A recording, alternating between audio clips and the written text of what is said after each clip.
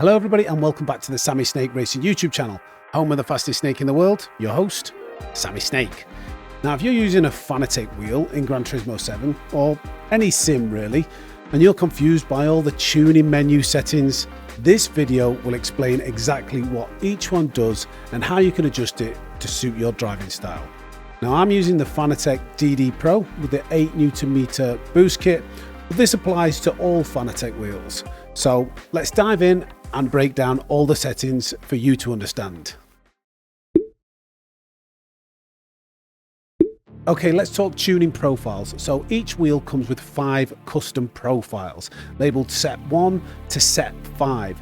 You can have a preferred setup for each one of these setups and save them and switch between them. Now I would recommend having a setup that you prefer for particular cars or for particular games. But let's talk Gran Turismo 7. So Group 1 cars with racing soft tyres are going to feel very different to say Group 4 cars with racing hard tyres, or even a road car or a rally car with sports tyres on or dirt tyres. So you want to have a setup for each particular vehicle and save them, and you've got 5 to choose from, so each time you come to a different combination you know which one you prefer, and it's easier to tweak to get the feeling just right in your wheel. Okay, but you didn't come here just to learn about the custom profiles. I'm sure you already knew that. Let's talk about each individual setting, starting with force feedback strength, or FF, in the tuning menu. This controls how strong the force feedback is in terms of Newton meters. The higher the number is, the stronger the resistance you'll feel. If you like having a heavy wheel with more detail under load, increase this number, but too high and you can make it feel unrealistic or fatiguing. So for the DD Pro, I have this up to 100% because this is only 8 Newton meters, but you've got to find your own particular sweet spot. I'm quite a big, strong, heavy guy, so you might not even want 8 Newton meters and you may want to decrease that. It's all down to personal preference. Now the next tuning setting you have is force feedback scaling, or FFS, in the tuning menu. Now this changes how force feedback strength is delivered across the range. There are 2 modes, either linear or peak. Linear gives you smoother, more realistic response, while peak amplifies high force moments for more impact. If you want a more aggressive feel, go with peak. But if you want a more consistent and realism, linear could be better. Try both and see what feels best to you.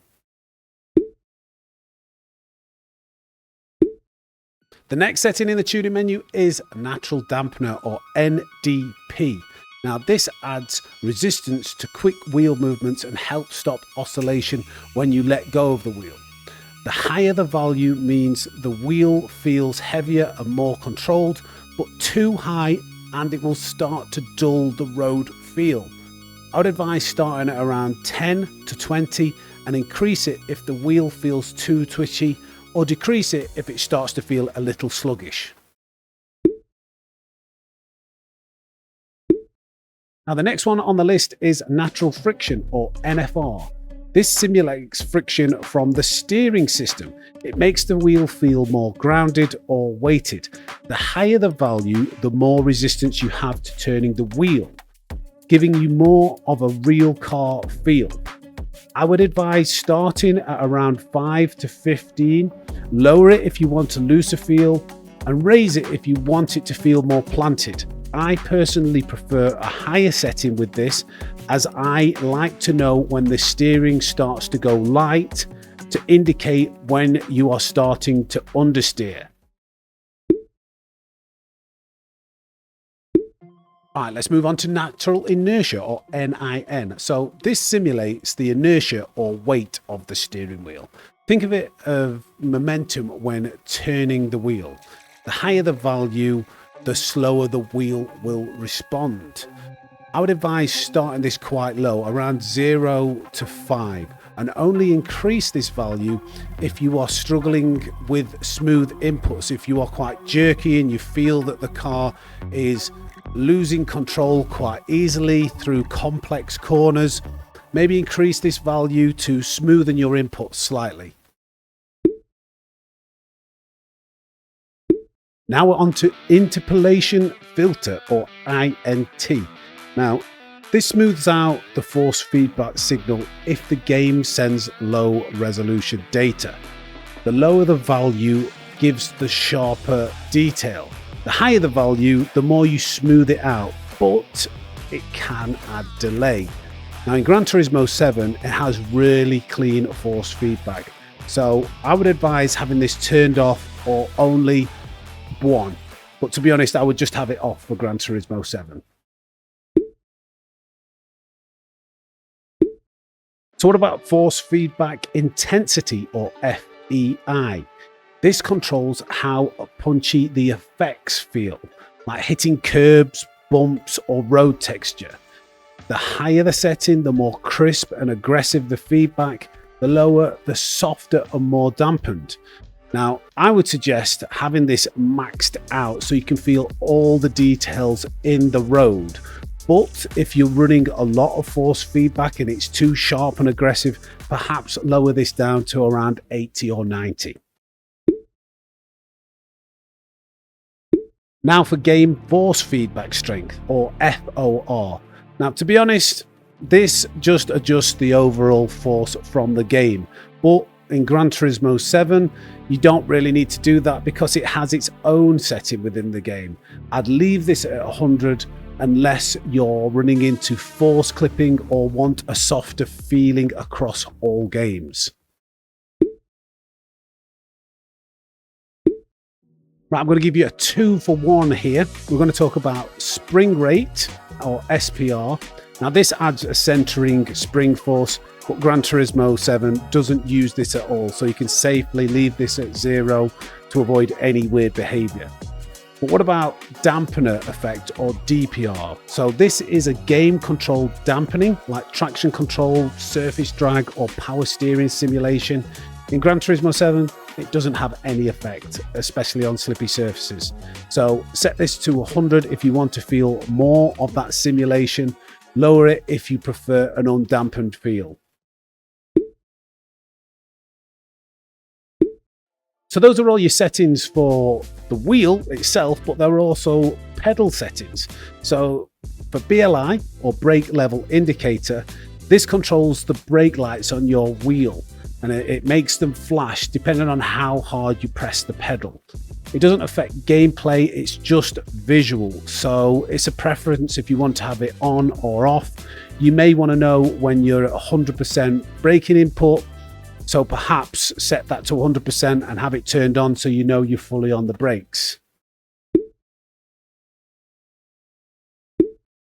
And then for brake force, for load cell pedals only, B or F in the menu, this setting adjusts how hard you need to press the brake pedal to get it to 100% input. The higher you put it, the more pressure you need to apply to your load cell pedal. This is entirely down to personal preference. Now, I'm a big 18 stone, or if you're in America, 240 plus pound human being, ex-powerlifter, with the V3 pedals, and I have mine set to 85%. I would give you one tip here. It is better to have a harsher, harder to press pedal if you want to implement good trail braking.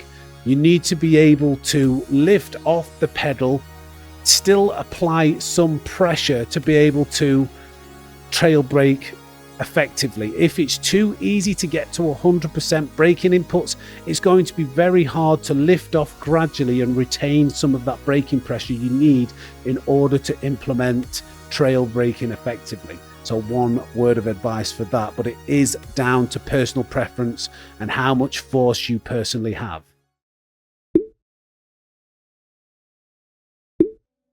And then lastly, for your pedal settings, and this might not be on everybody's pedals, it is an option for mine, it is SHO.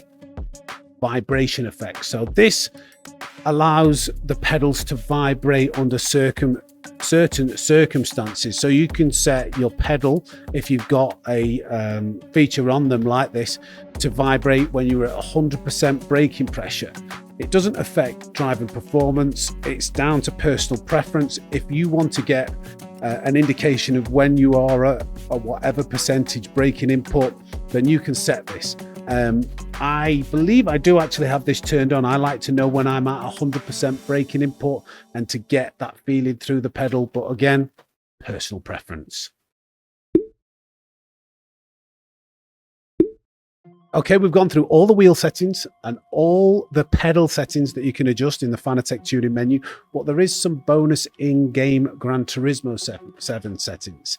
You should also pair your Fanatec settings with the right in-game force feedback options. So for rough guidance, I'd start with max torque around 5 to 7. And then for force feedback sensitivity, start around 5 for balance. You can tweak these settings with your wheel settings to get the best balance of feel and response. But a little tip, it changes from car to car. And if you don't want to jump from setup to setup and it's only a small difference, you can increase and decrease the max torque sensitivity. That's the one thing that I would change. For me personally, I keep my force feedback sensitivity on 8 throughout, but then if I'm in a grippy car with high downforce, I'll lower the max torque because there's more resistance in the wheel and I don't want it to be too hard to turn that wheel and be able to negotiate complex corners. But then if I jump to another car with lower grip and less feedback, the wheel becomes lighter. So to counter that, I will actually increase the max torque to counter that. So I still get at the level of resistance that I want in the wheel. And there we have it. Every single setting that you can adjust on your wheel, on your pedals, both in the tuning menu and within the game. I hope this information has been useful to you. I will also share my tuning setup for racing cars, group 3, 2 and 1 that I use, and also my pedal settings, which I've already talked about. So I'll put them up on the screen now. If you want to pause the video, you can do and have a look at them. I will also put them in the description of the video. But for all of these knowledge bombs that I've just shared with you, if you could do me a small favor, like the video, consider giving it a little hype, and also consider subscribing and joining the Snake Pit. I am chasing 10,000 subscribers before the end of the year, and we are less than 700 subscribers away. So with your help, I might be able to achieve that, but I need your help to do it. So please do subscribe to the channel if you aren't already, to see more content in the future and to help a small YouTuber out like me. But from the fastest snake in the world, it's over and out. Take care and thanks for watching.